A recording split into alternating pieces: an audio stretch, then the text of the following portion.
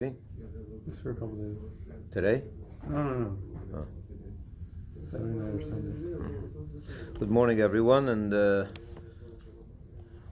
welcome to our 10 minutes of Torah power in the morning. Here we are on page 441 in the Parsha of Yisro, the sixth reading. We're right in the middle of the story of Matan Torah, of the famous revelation, the most famous revelation, most famous story in the Torah, that of the revelation at Mount Sinai, when God gave the Jewish people the Torah. So we learned that Moshe was going up and down the mountain in the first few days of that month of Sivan, and God gave him a message to the Jews. He brought back their answer that they want to accept it, and so on. And now we read that God actually is now going to descend on Mount Sinai and give the Torah, the Ten Commandments. Verse 20, God descended figuratively upon Mount Sinai onto the peak of the mountain. God then summoned Moses to the mountain peak, and Moses ascended. So what you have over here is God coming down, descending, and Moses ascending. And there's a very important message here, that is that it's not a one-way relationship. That God doesn't come down to us if we don't come up to him. But more than that, it also, the message here is that heaven came down to earth, and earth has the ability to ascend to heaven. And that marriage between heaven and earth started again at Mount Sinai. There was a cut, as you know, a split between heaven and earth from the days of creation and on. Hashem made a cut between heaven and earth, that heaven is heaven and earth remains earth, and you could not merge and make something physical into holiness. That ended at Mount Sinai, when God came down, brought heaven down to earth, and brought Moses' earth up to heaven. So now there could be a perfect fusion of the spiritual and the physical, and that's what our mitzvah is. It's the fusion of the matter and spirit, of God and the physical world. Your tefillin becomes holy, your sukkah is holy, your Torah scroll is holy, and so on and so forth. God said to Moses, "Go down, warn the people not to break ranks and move towards God, to gaze better upon me, lest they touch the mountain and many of them perish." You remember, we learned that he made a boundary that they shouldn't touch the mountain. So he says, go warn them again. Even if only one of them were to be lost in this way, I would be pained. I would be as pained as if many of them had died. So what Hashem is telling him is, go warn them again. Make sure they don't touch the mountain. I will allow the firstborn who officiate as priests to come near to God to offer up sacrifices, to ascend the mountain somewhat. But they should not abuse this distinction. Rather, they must also ready themselves to remain at their stations, lest God cause a breach among them by killing those who break ranks and venture too close. You got to know your place. Yeah, always. You can't get too close to where you don't belong, you know. Moses replied to God, "I do not need to warn anyone. The people cannot ascend Mount Sinai, for you have already warned us, saying, make a boundary around the mountain and sanctify it. What do I need to go tell them again? They know already." Yet God said to him, "Go descend and warn them again.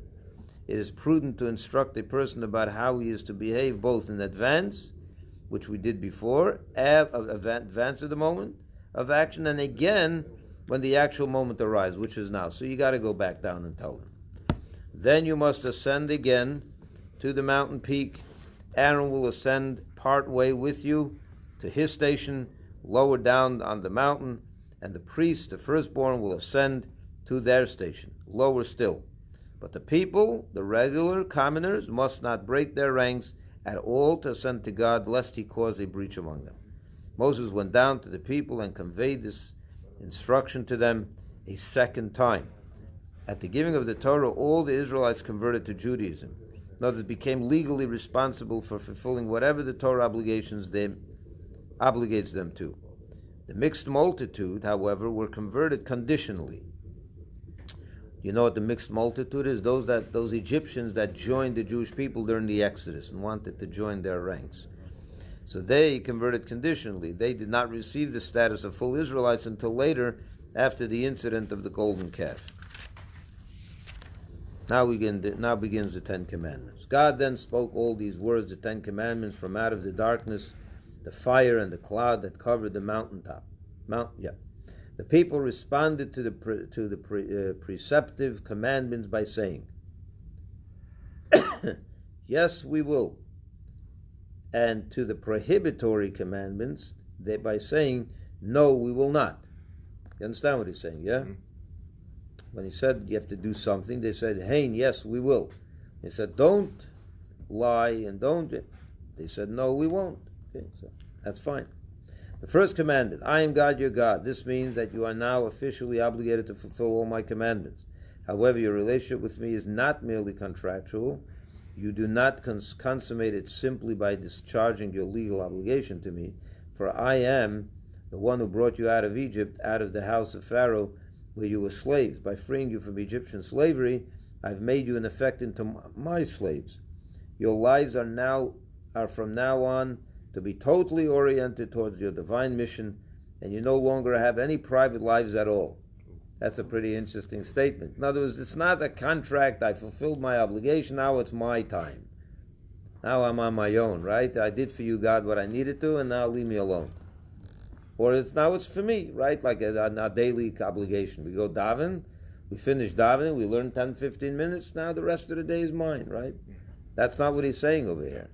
He's saying this is a relationship that now is all-consuming, all-pervasive. It's a total commitment to God. That's what he wants. Second commandment, you must not possess any idols of other people's deities as long as I exist, which means always, ever, or whenever, or wherever I may be, anywhere. In other words, you can never worship an idol. Why is he even saying that as long as I exist? What should he say? Right, that's his point. That's exactly his point. In other words, you can never do it. It's another way of saying never.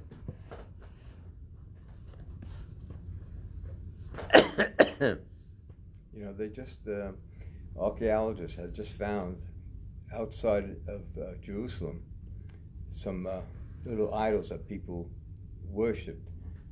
That even when they built the temple, people who lived outside of the temple area, some of them still practice that idol worship.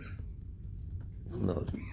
These deities are worthless. They do not answer those who call upon them.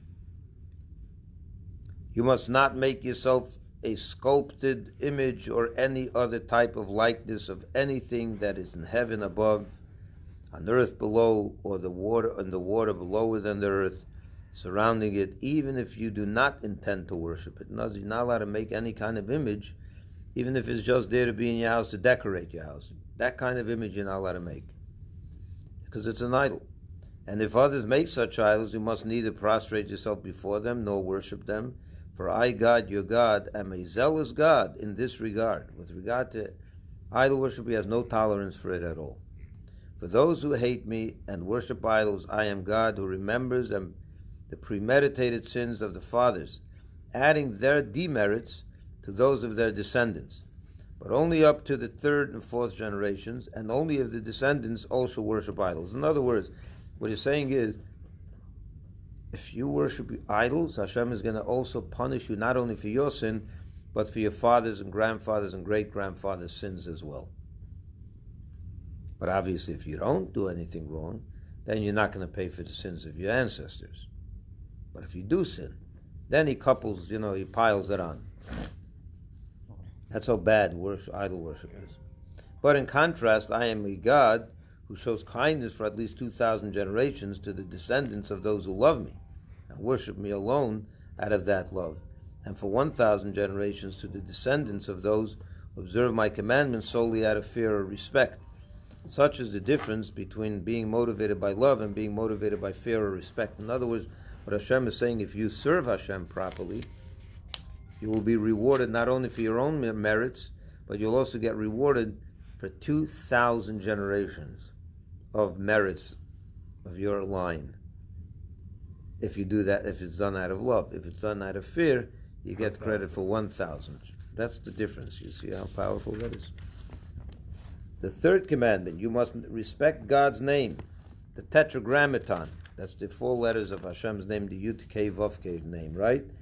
You must not swear by my name, by the name of God your God in vain, by using it to swear that something is something that is manifestly not. For example, you must not swear that a tree is a rock, for God will not absolve anyone who swears by his name in vain. The fourth commandment, remember and observe the Shabbos day continuously, thereby keeping it holy. Remember it by anticipating its arrival during the preceding week. For example, if you come across some special food item, set it aside for the Shabbos. Observe the Shabbos by refraining from performing on it all categories of prohibited work.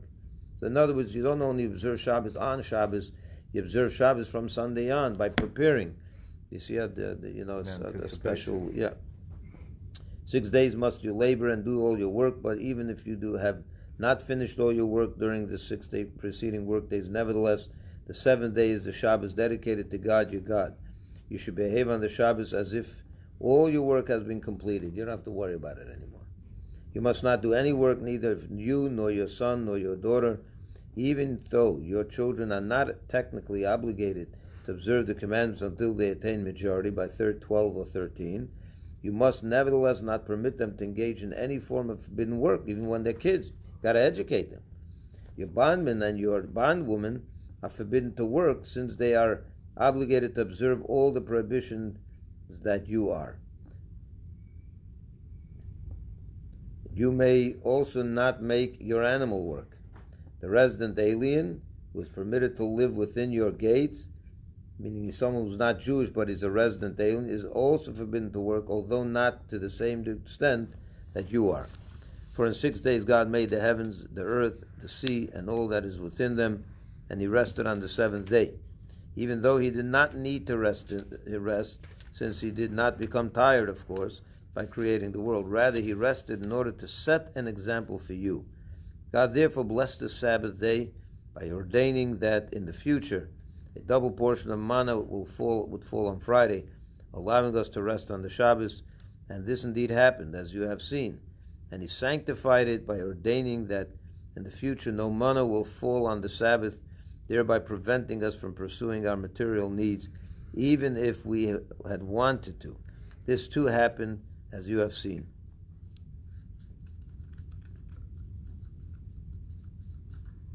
So that's the mitzvah of keeping Shabbos, of course. There's nothing complicated here. God sanctified it, blessed it. The 5th commandment, honor your father and your mother so that your days will be lengthened in the land that God your God is giving you. The opposite is also true. If you do not honor your parents, your days will be shortened. This is very tough stuff. Let's just finish up to the end of the page. The 6th commandment, you must not murder. The 7th commandment, you must not commit adultery. That's conduct extramarital relations with a married woman. The 8th commandment, you must not steal people, in other words, kidnap. The 9th commandment, you must not bear false witness against your fellow man. And the 10th commandment, you must not desire your fellow man's house. You must not desire your fellow man's wife, his bondman, his bondwoman, his ox, his donkey, or anything else belonging to your fellow man. So that's the last one, not to covet, meaning to be jealous and desire other people's possessions. Okay. A question about number 7. 7th commandment? Yeah, adultery. Yeah. It says, conduct extramarital relations with a married woman. Right. With an unmarried That's what woman adultery is is. okay? That's not adultery. Well, What do you mean if you're married? Yeah. Then it's Of course, it's not. You're not allowed to do it. But adultery is the definition of adultery is having relations with a married woman. Okay, but if the woman is not married, Then it's your not marriage adultery. is okay? It's not okay, but it's not the definition of adultery. Oh, okay. You're not allowed to do that. Okay. It's not okay at all. You have to remember, in those ancient days, men were married to more than one woman. Yeah. So that the concept of a man who's married having relations with another woman who's not married, is not a sinful thing if they make it into a part in a marriage. Obviously, outside of a marriage, it's not proper, but it's not adultery. Sounds unfair, right? For who? No, that's it. Have a wonderful day.